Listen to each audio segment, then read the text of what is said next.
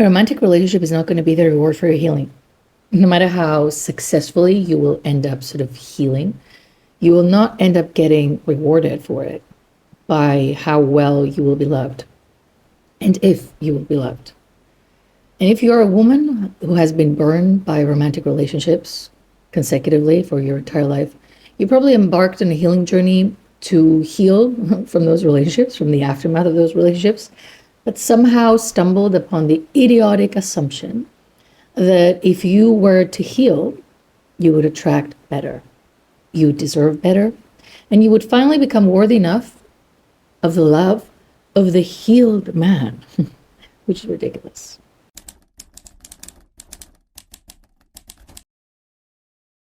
So the contrast of this is that when we're actually healing versus when we're healing because we think we're going to earn or deserve or attract better love, is that expectation is actually telling that we aren't necessarily healing. But what we're doing is we're fixing, we're improving, and we're making ourselves better so that we can be deserving of love. All right, for context, we have to address the fact that we're all wired for connection, right? Ever since we're born, we're wired to be connected to others. We want to be loved. We love being loved. And being loved doesn't mean somebody buying flowers and all of that, but being truly loved is meaning, my needs are going to be taken care of. My emotional world is going to be accounted for. People are going to be there for me if I need them. So in essence, I will be kept safe, right? And my emotional world will be witnessed and shared, which is what connection is. We are relational beings. And those first relationships that we've had were, of course, with our parents, right? We were loved into growth. And in essence, we're more likely to be, to survive as species if somebody loves us, right? If we have parents that take care of us, assuming they are good to us, which of course is not the case for many of you here. Because most of us have not been loved in a way that necessarily felt loving. But we were possibly owned, controlled.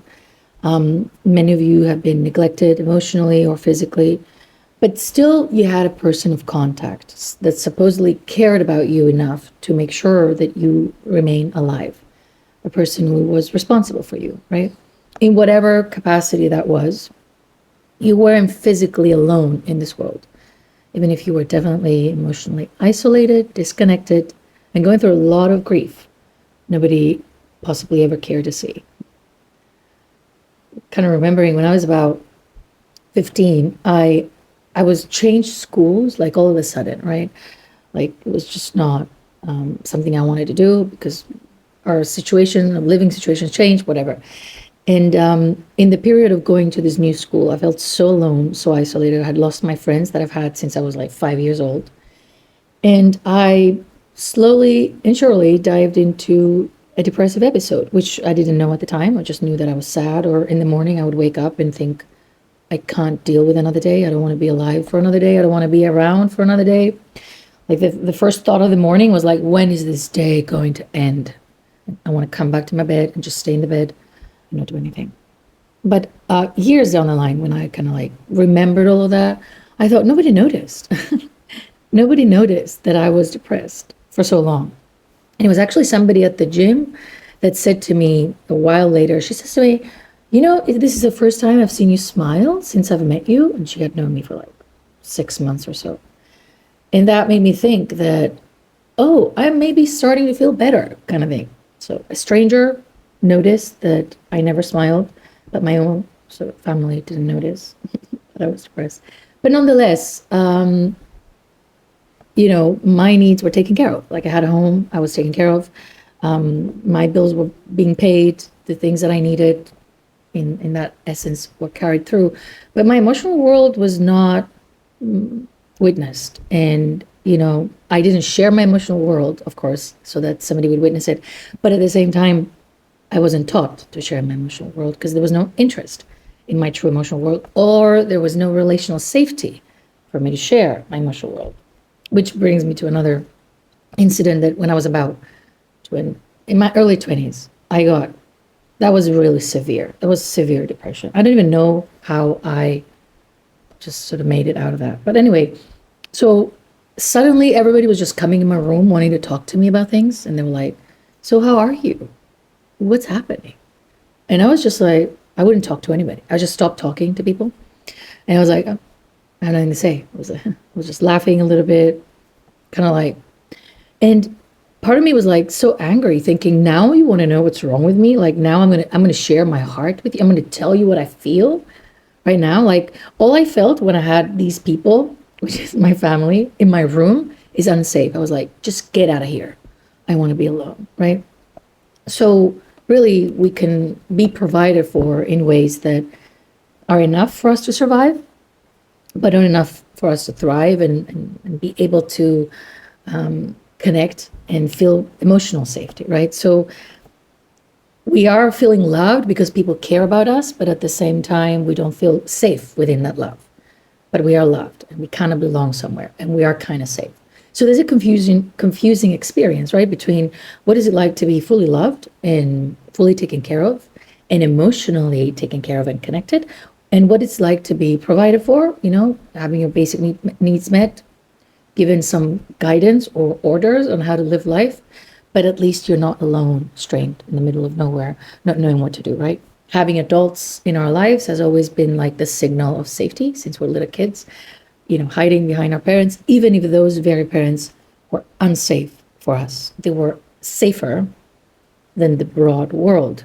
And even if they were unsafe for us emotionally, we would just find ways to recompensate with that, as I did. And I just lived in my head for most of my life.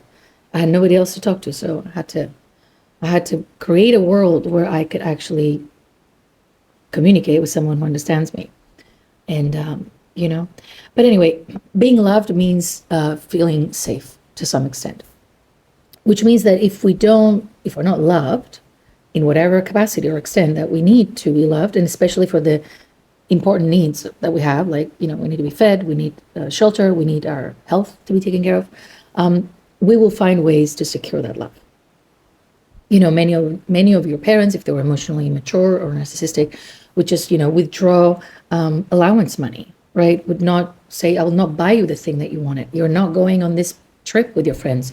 They would take away things if you weren't acting right, right? So in this home, that love wasn't even loving, as much loving as you would need it to be, or consistent. It was, conditional. It came with emotional labor, hard work, performance. We learned that if we are going to be safe and if we're going to be taken care of or loved in whatever capacity we needed, or we had access to that love, right? For me, I wasn't thinking, oh, I want them to see my inner world. I was like, I just, I want my needs to be met. Slowly, we're like narrowing it down to the most important needs.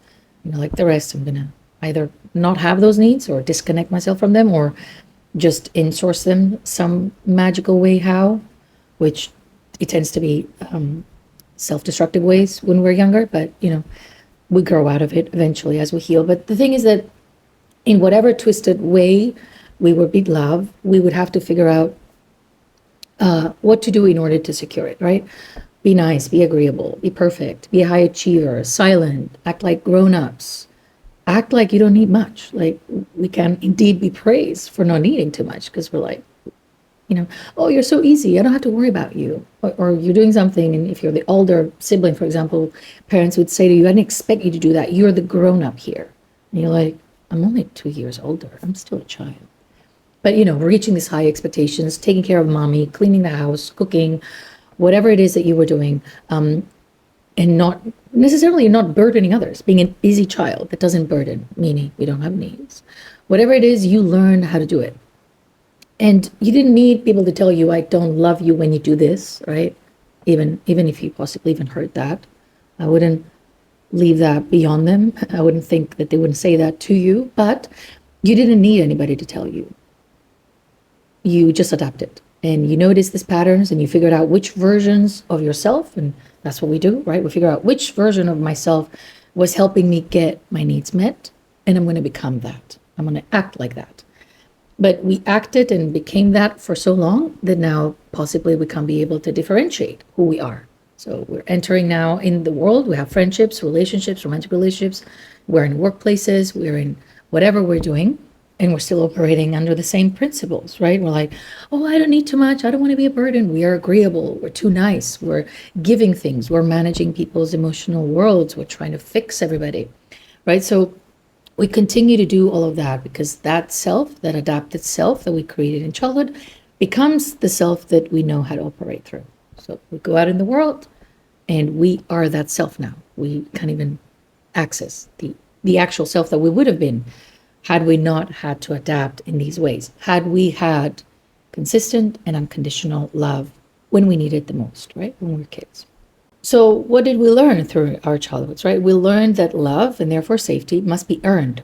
And it didn't matter if this love was unsafe or mean or abusive or conditional or whatever. We just needed to somehow secure it. And if we managed to secure it, that was a measurement to say, well, it means I did good. I performed well. I was rewarded with it, right? So love didn't come as an unconditional experience and a gift, as it should have when we're kids. And it became the reward of us being a certain way, which we can sort of like put under one big umbrella, which is called perfect, in whatever capacity we were expected to be perfect, right? Or in whatever else we're doing. So another thing that happens in our childhoods is that, and I speak a lot to women, although this can be expressed everywhere, but we were daydreaming that love would come and save us from our lives, right? The prince and all these fairy tales and everything that we're reading felt like, oh, you have this crappy life, this horrible life, like Cinderella, and then this prince finds you and saves you from that life, right? From the misery, the neglect, and the unlovability that we're experiencing.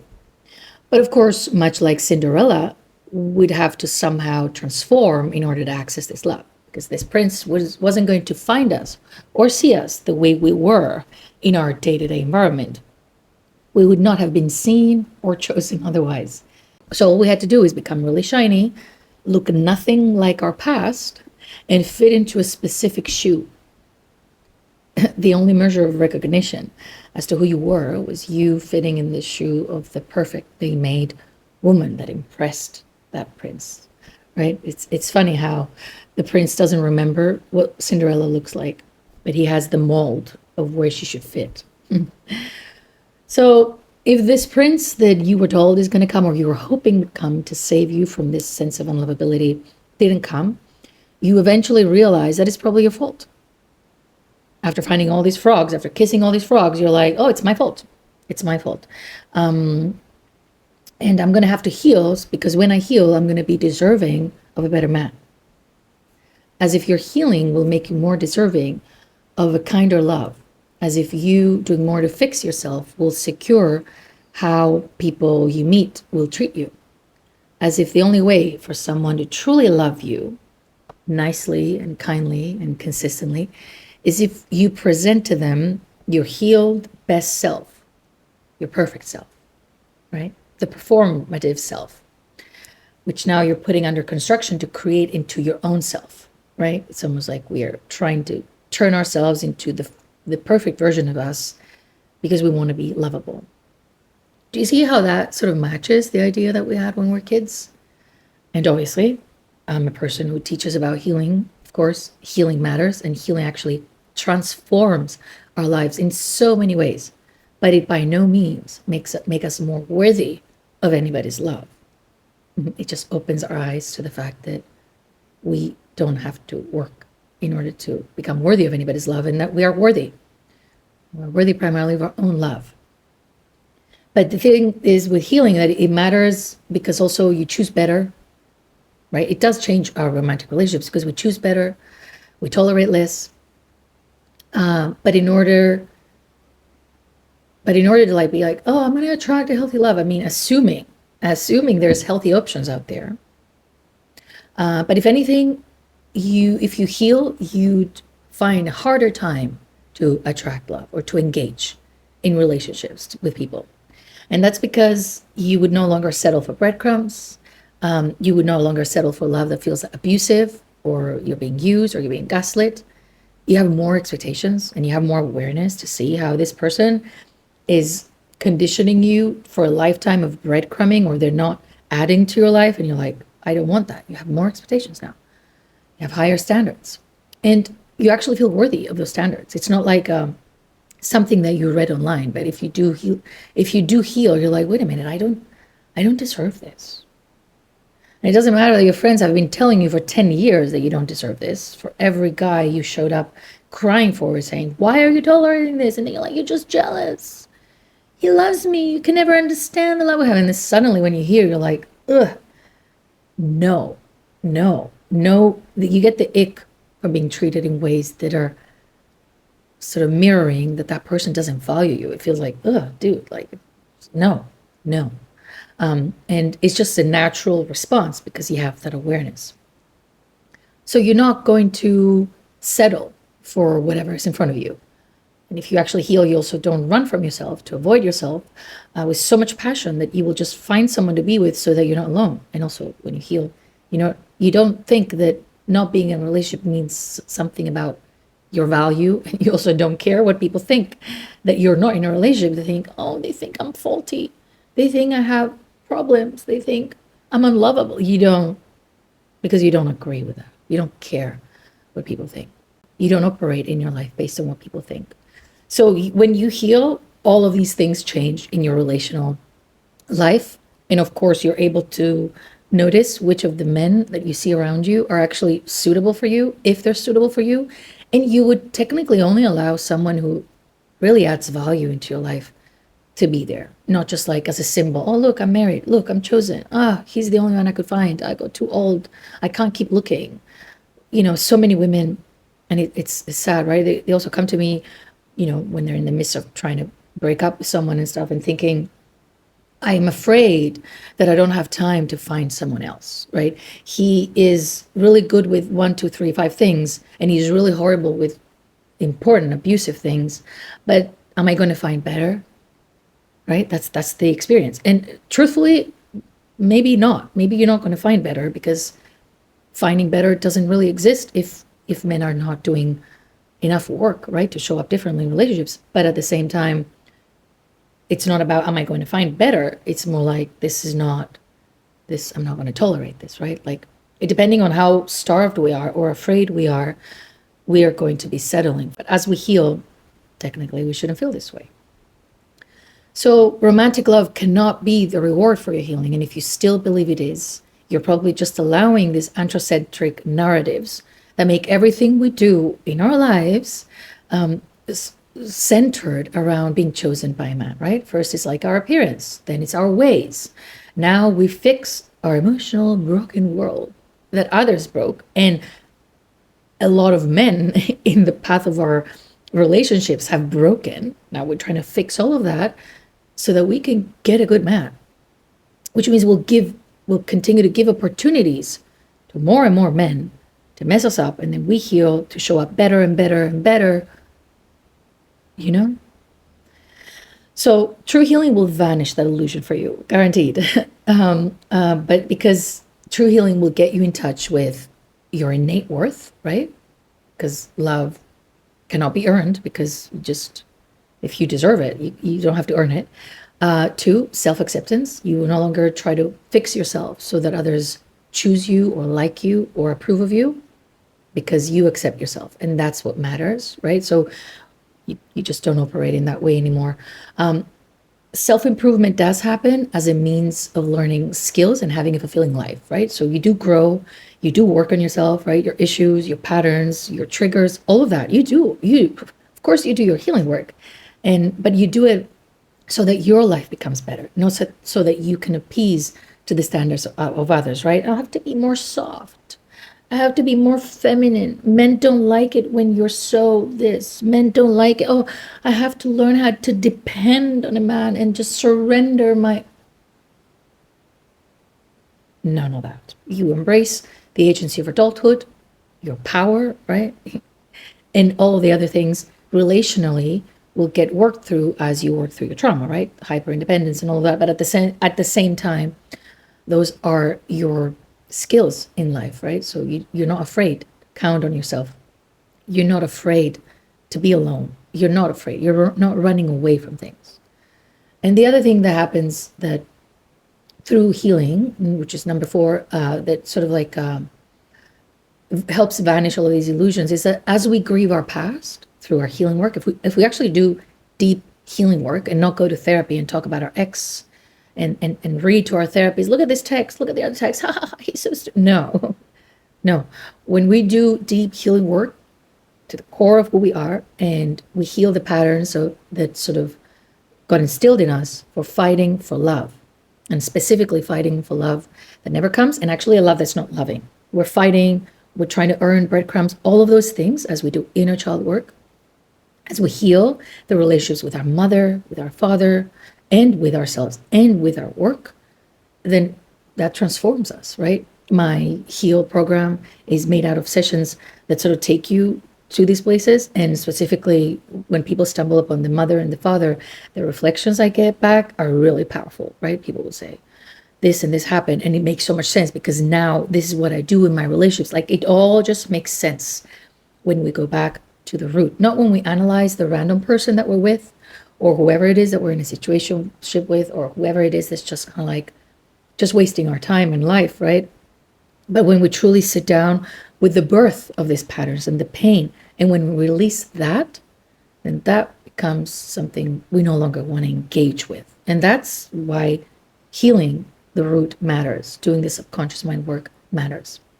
So, and number 5, what really sort of shatters all of this illusion of chasing love or trying to heal for love is that you finally, through all of this journey with being with yourself and developing empathy and reparenting yourself, you find the way back to loving yourself unconditionally. The thing that was missing this entire time. Not because you're doing great and that you're healed. Oh, I love myself now that I'm not triggered. I love myself through my triggers, through my messiness, through my inconsistencies, through my difficult days. And I parent myself to grow out of these things, but lovingly, right? It's not like, oh, I reject this part of me and I'm throwing the other part of me. We don't do that anymore. We're including all of the parts and we're healing them because we love them, not because we hate them and want to change them because we're going to be unlovable unless we do, right? So if you are going left and right, wondering, what else can I do? What else should I do? Haven't I healed enough? How about that person? She found love. Is she healed enough? She has to tell me what healing she did so that I heal the same. And I also attract this amazing man she tells me she has now. I say this because, things are still very fresh. Let's see. But it's time really, if you're doing all that, to just shift the focus back to you. Because it seems, and it's pretty obvious, that something as sacred as the relationship with ourselves has steered off its focus and now it's centered back in men.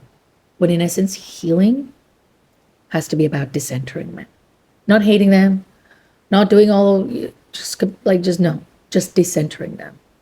Bringing back the focus to you. And this is an insidious way in which, we've inserted the narrative of, being chosen into our healing, but we are doing it under the pretense of healing, but it's the same thing. We're just giving it a new name. And I have a video on discentering men. I'm going to link it somewhere here. So take the wheel, take your power, reclaim your worth, and let love be, let external or romantic love be something that may or may not show up, but never use it as a measure of your worth, your lovability, or your level of performative healness that somehow will make you worthy of it. Because in essence, you may be attracting, or you may attract something, and you will hold on to it because you're going to continue to work very hard. You're going to pour all these emotional skills into that to sustain it. At the moment you stop, it's probably not going to be maintained, right? Just like we see in many of our friendships as well. If we are doing too much and then we're like, you know what, I'm not going to call them, or I'm not going to try for a week, see what happens. You know what happens? Nothing happens. Because what you thought was a meaningful, deep relationship or friendship could very well be just a byproduct of you putting in a lot of work for people to figure out how to show up for you. So if you're going to put all that work to teach people how to show up for you, perhaps you can put all that work and show up for yourself. Show up for your younger self. And that matters. If you put all of that energy and show up for your younger self, that relationship is going to flourish in a way that will just only keep growing throughout your life. That relationship is something sacred, and it's not something that's conditional, right? But it's just something you've never learned how to do. You're not more lovable because you heal.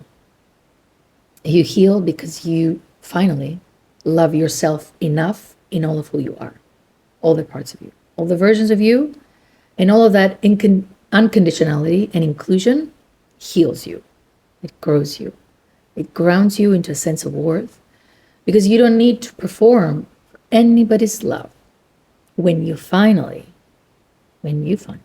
secure the sense of love you never got for yourself. And if you want to take a meaningful journey back to yourself and to your worth, Heal, my 21-day hypnotic journey is an amazing place to start. You can check it out. It's going to be in my description box. I'll see you soon.